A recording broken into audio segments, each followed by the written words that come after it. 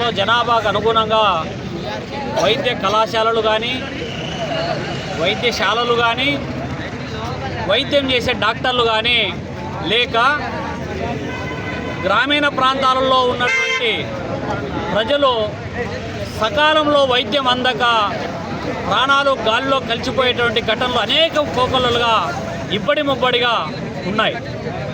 కావలసినంత మంది డాక్టర్లు కావాలి, హాస్పిటళ్ళు కావాలి, డాక్టర్లను తయారు చేసేటటువంటి కాలేజీలు కావాలని చెప్పి దేశవ్యాప్తంగా ప్రజలు పెద్ద ఎత్తున ప్రజా సంఘాలు కమ్యూనిస్టులు ప్రధానంగా పోరాటం చేస్తూ ఉన్నారు.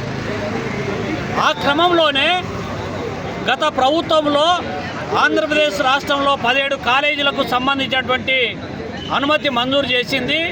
దాని నిర్మాణానికి కేంద్ర రాష్ట్ర ప్రభుత్వాలు మ్యూచువల్గా నిర్మాణానికి శ్రీకారం చుట్టారు. 17 కాలేజీలను నిర్మాణ దశలలో ఇవాళ ఒక్కో కాలేజీకి సంబంధించి 50 ఎకరాల భూమిని దాదాపు 500 కోట్ల రూపాయలు ఖర్చు చేసినట్లు గత ముఖ్యమంత్రి జగన్మోహన్ రెడ్డి ఏమో చెప్తా ఉన్నాడు.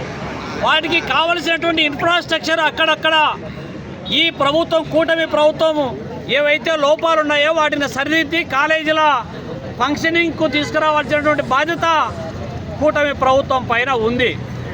గత ప్రభుత్వంలో మీరు 107, 108 జీవోల ద్వారా సెల్ఫ్ సపోర్టెడ్ కోర్సులు పెట్టి మెడికల్ కాలేజీలలో మెడికల్ సీట్లను అమ్మకానికి పెట్టారని చెప్పి మాట్లాడినటువంటి చంద్రబాబు నాయుడు, వాళ్ళ కొడుకు లోకేష్ బాబు, వాళ్ళిద్దరికీ సపోర్ట్ చేస్తున్నటువంటి జనసేన నేత పవన్ కళ్యాణ్ మాట్లాడరు.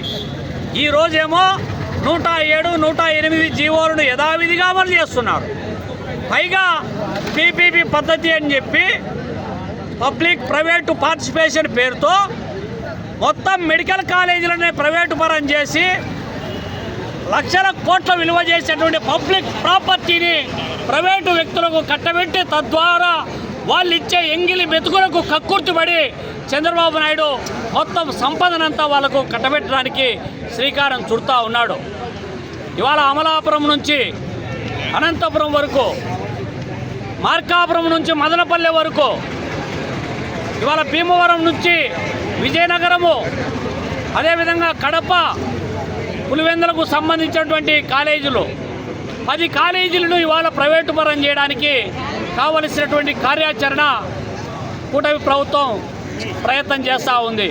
మీరేమో ఒక పక్క ఏం చెప్తున్నారు, పైన మనమే కింద మనమే డబుల్ ఇంజన్ సర్కార్ అని చెప్పి గొప్పలు చెప్పుకుంటున్నటువంటి ప్రభుత్వము, పైగా 2 లక్షల పైచిలకు అప్పులు తెచ్చినటువంటి ప్రభుత్వము, లక్షల కోట్ల రూపాయలు ఏమైనాయి.